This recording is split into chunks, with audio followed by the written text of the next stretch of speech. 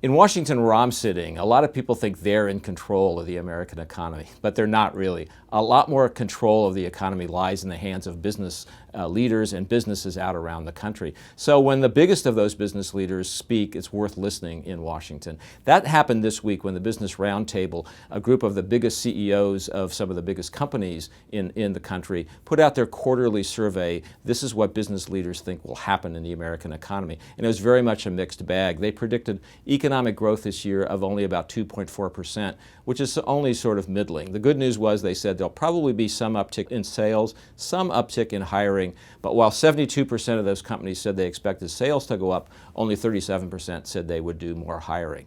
And here's where Washington policymaking does come into effect, because what policies are enacted in Washington do matter to these business leaders.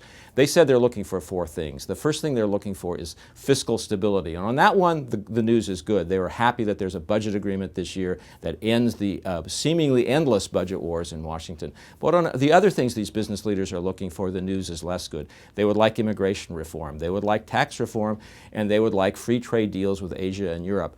The sad news from the business community's perspective, none of those things seem very likely to happen this year. So the forecast, the bottom line, to use a business term, look for continued tension between what business leaders want and what Washington is delivering.